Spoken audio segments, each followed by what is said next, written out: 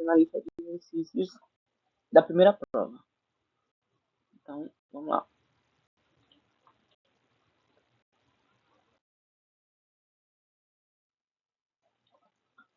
Bom, para a primeira questão, a gente viu a diferença de fluidos, principalmente dos líquidos e dos gases, deles, dos fluidos newtonianos, que são os que deformam proporcionalmente a tensão aplicada. Quando a gente aplica essa tensão, ele vai ter uma taxa de deformação, que assim vai formar o gradiente de velocidade, dependendo de como a gente aplica ou onde aplica. Então, por exemplo, a gente tiver uma placa, duas placas, e um líquido entre elas. Se a placa de cima se move, ela vai formar um ângulo de deslocamento. Aí assim a gente consegue calcular a velocidade desse escoamento, ou o deslocamento que ele fez, a partir do ângulo de deslocamento. A gente viu também que os líquidos eles são incompressíveis, são praticamente incompressíveis, né? A gente precisa de uma força extremamente gigante para comprimir um pouquinho dele, então a gente considera eles incompressíveis. Os gases, a gente considera eles compressíveis, porque eles são de fato compressíveis, por ter um espaçamento maior entre as moléculas, eles conseguem ser comprimidos. A gente viu também as propriedades deles, como volume específico, peso específico e a viscosidade. E a partir daí, a gente deu a definição de meio contínuo, que é um modelo que a gente estuda um comportamento macroscópico de um sistema, que a gente considera que todo ponto desse sistema tem uma distribuição contínua de massa. Então, qualquer ponto que eu pegar, não vai ter, digamos assim, um espaço vazio. Tudo ali vai ser só o meu fluido de interesse. E a partir daí, do meio contínuo, a gente consegue imaginar em outros casos, como, por exemplo, em comportas, que é basicamente pressão hidrostática. Se a gente considerar que todo o fluido ali não varia o fluido, todo ponto ali é o mesmo fluido, tem que você calcular a pressão hidrostática que atua naquela comporta. O mesmo caso vale para fluido em repouso, que é basicamente a mesma coisa. Também vale para movimento de corpo rígido, que eu vou falar mais na frente, eu vou dar a definição mais na frente, o que é isso. Acho que o movimento de corpo rígido é basicamente um exemplo, né? A gente transporta um líquido e o líquido está dentro de um carro, por exemplo. O líquido lá dentro, ou fluido, ele vai estar parado em relação a si mesmo. Então, como se ele estivesse parado, mas para um observador de fora, ele vai estar se movimentando. É, e como eu disse também, a gente vê isso em comporta, a gente pode ver isso, essa pressão hidrostática, a gente pode ver isso em barragem, onde tem uma grande parede, né, com vazamento embaixo. E para calcular essa pressão que essa comporta segura, a gente depende dessa pressão hidrostática, que a gente calcula através da equação básica dos fluidos, que é ρgH, a equação básica da pressão, né? É, elas são importantes para a gente resolver esses problemas, como a quantidade que uma comporta consegue aguentar sem romper, ou como a gente consegue também transportar esses líquidos sem que eles vazem, porque o líquido no movimento de corpo rígido, né, ele tem um máximo de velocidade que ele pode atingir sem derramar. Eu também vou explicar mais lá na frente, uma questão. Então, a primeira questão, eu acho que é isso. A parte que mais me chamou a atenção foi justamente essa parte de pressão hidrostática e comporta, porque eu acho que ela é mais aplicável, assim. Eu acho ela mais importante porque depende, não que depende, né, mas que pessoas dependem desses cálculos para se manter ali, né, naquele local. Então vai que a gente calcula errado essa pressão hidrostática, esse esse peso, essa força que a comporta aguenta, pode afetar a vida de várias pessoas. E eu acho que é isso para a primeira questão. Vamos para a segunda.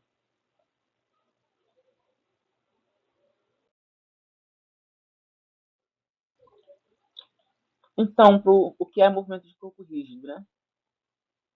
É basicamente, voltando naquele exemplo, eu vou ter um líquido sendo transportado com aceleração constante, né? E esse líquido, o fluido, né? No caso, todas as partículas elas vão manter a mesma posição relativa a uma outra ali. Todas as partículas do fluido. Mas para quem está observando de fora, a gente vai perceber que esse fluido está em movimento, mas em relativamente ao fluido, entre si, ele vai estar parado. E agora, para a primeira a questão lá, né? Para calcular a pressão no ponto A, considerando que o sistema está em repouso.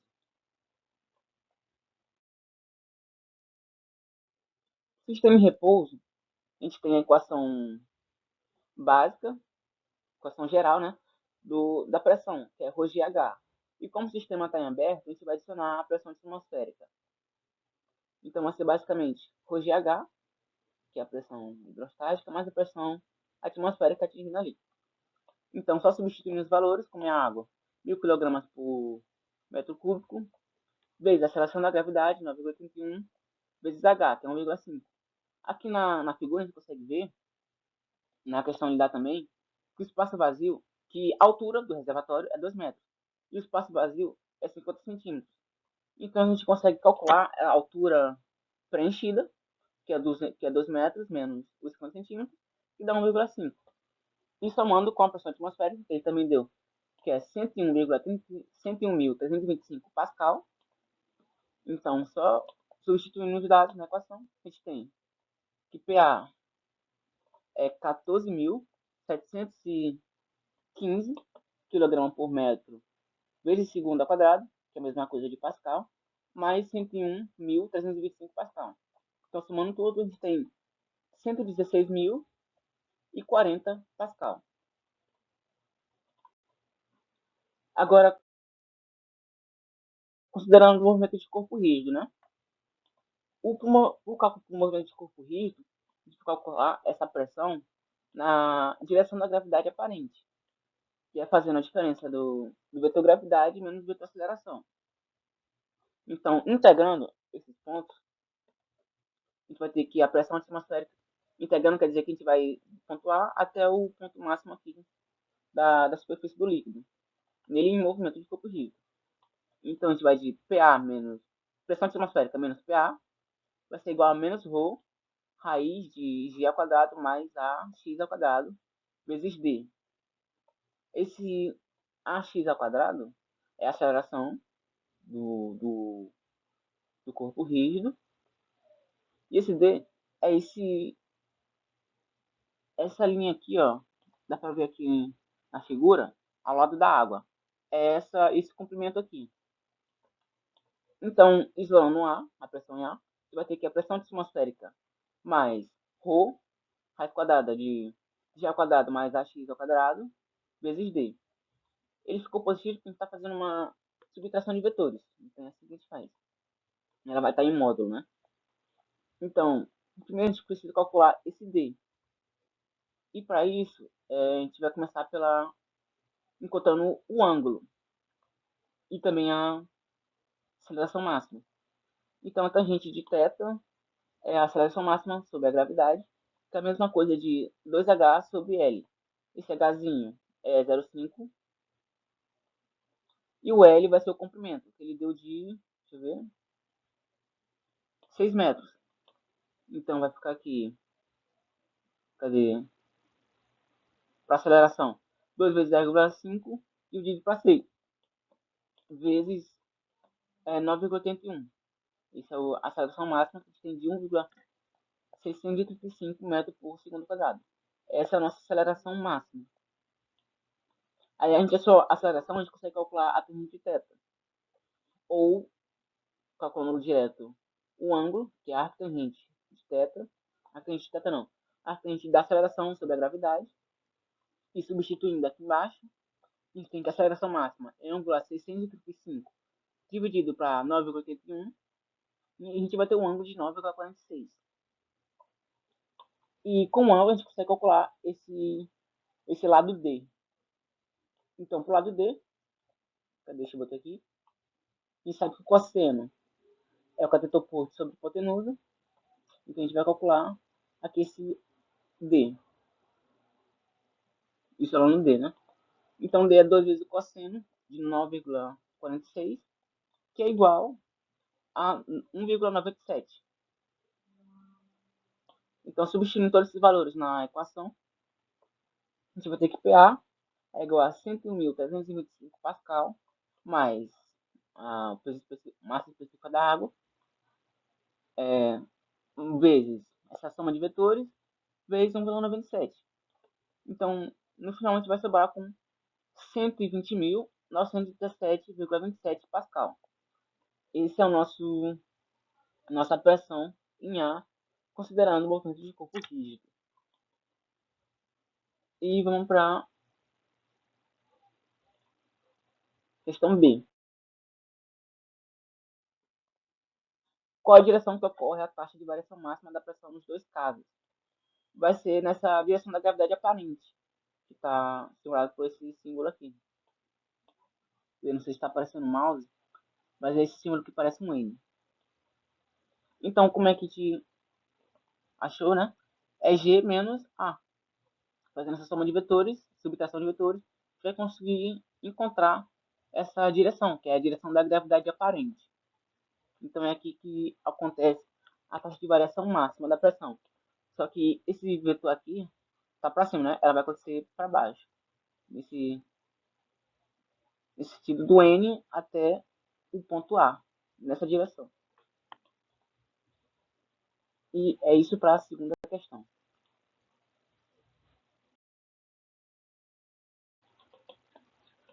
Para a terceira questão, a gente tem um manômetro. A gente tem que calcular a pressão manométrica aqui em A.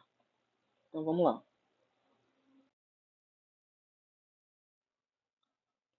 Primeiro, eu calculei a força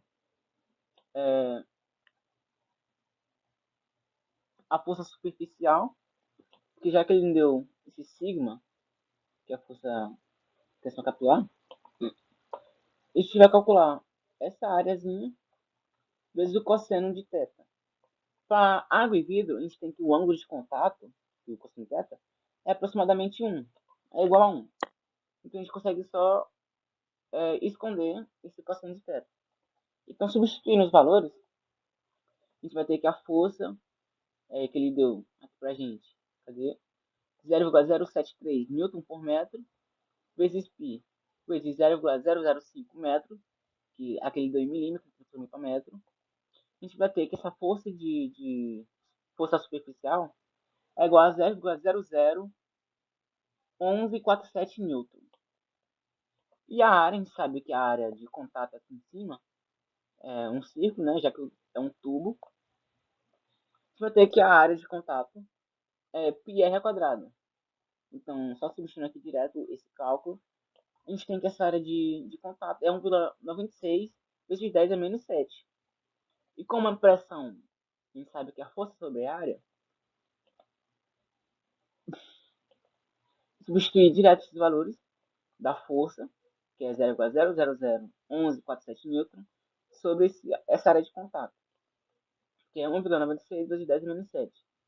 E assim eu encontrei a pressão, ou tensão, normal, de 584,16 Nm por metro quadrado, que é a mesma coisa de Pascal. Isso para pressão ou tensão superficial. Calculando agora a pressão em A, pressão hidrostática em A, a gente sabe que é ρgH, que é o peso do líquido sobre ele. Fiz a altura, né? Aqui ele me deu o peso de 9.790 Nm por metro cúbico, que é a mesma coisa de ρ vezes G. Então, substituir aqui. A altura, ele nos deu aqui, que é de 120 milímetros, que é a mesma coisa de 0,12 metros. Então, substituindo aqui de novo, os dados. A gente tem que 99.790 metros por Newton por metro cúbico vezes 0,12 metros é igual a 1.174,8 Newton por metro quadrado, que é a mesma coisa de Pascal. Então, somando essa tensão, essa pressão com a pressão anterior, pressão superficial, e somando ela, a gente vai ter que a pressão em A é igual a 1.758,96 Pascal. Essa pressão aqui no centro A.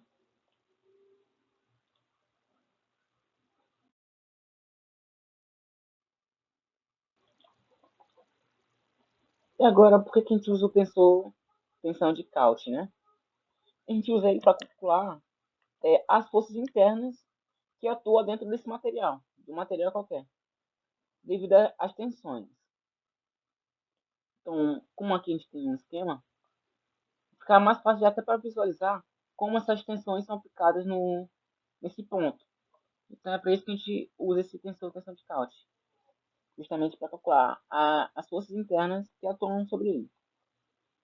E a tensão é uma medida de quanta força está sendo aplicada em uma área específica do material. Então, a gente consegue imaginar como a gente empurrando um dedo numa esponja. Naquele ponto que a gente está aplicando a pressão, aquela força, a gente vai comprimir mais e a gente está empurrando menos. Então é basicamente isso. E a tensão, a gente sabe que a gente tem dois tipos de tensões. Tensão normal, que é quando a gente aplica a tensão a 90 graus, e a tensão cisalhante, que é quando a gente aplica essa tensão em qualquer outro ângulo. Então, é basicamente isso. A gente tem também três superfícies de contato. Superfície XX, superfície X, quer dizer, que é aplicada no eixo X, superfície Y, que é aplicada no eixo Y, e a superfície Z, que é aplicada no eixo Z. Então, continuando aqui a questão.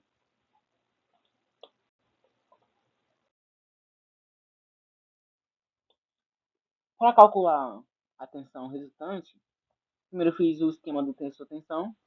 Eu coloquei aqui o sigma XX, que é menos 270, o sigma XY, que é 31, sigma XZ, que é menos 25, porque aqui ele está na direção contrária ao eixo Z. No sigma XX ele também está na direção contrária ao eixo X, por isso ficou negativo. A gente tem o tal, eu falei sigma, né? Mas só tem o sigma XX. O restante são tal, XY e tal, XZ.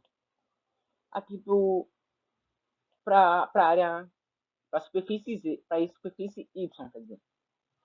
A gente tem o tal YX, que é 31, o sigma YY, que é 0, que ele não representou aqui, então a gente considera 0. A gente também tem o tal YZ, que é 40, positivo.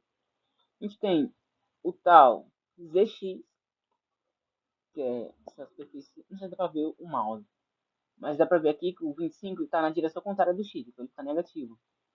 A gente tem o tal ZY, que é essa direção aqui de cima, positivo também.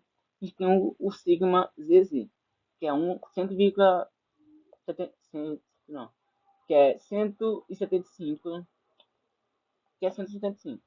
Tudo isso em megapascal, MPa. A gente tem esse ângulo de direção do vetor, tem o 37,4, o beta, que é 125 graus, esse aqui é o θ, se não me engano, não lembro o nome, que é menos 78,4.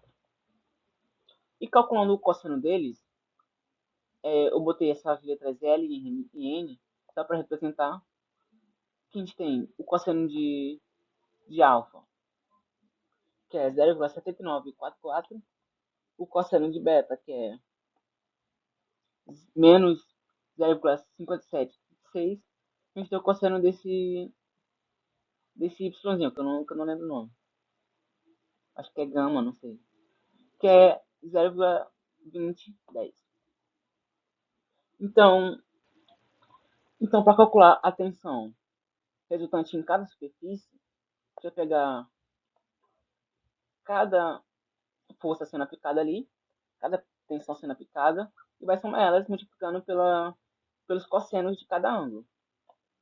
Então, por exemplo, no sigma xx, que é esse 270, a gente vai multiplicar pelo ângulo dele, que é esse alfa, que é 0,7944. E fazendo isso para cada direção, para cada direção, isso, a gente vai ter que a tensão em x resultante é 270, menos 273,2915 MPa.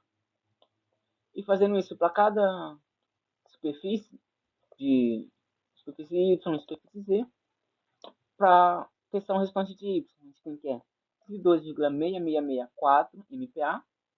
E para a superfície Z, a gente tem que é menos 7,625 MPa.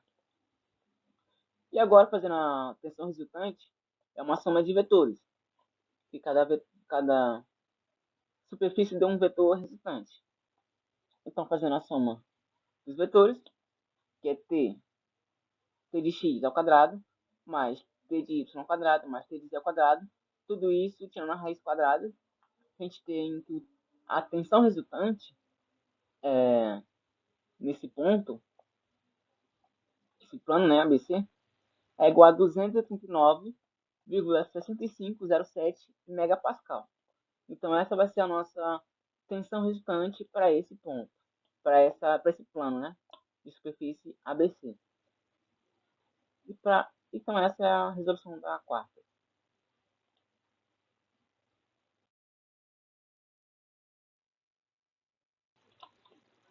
E agora, para a quinta questão, ele pede para a gente determinar a força em P necessária para abrir a comporta. Então, vamos lá calcular.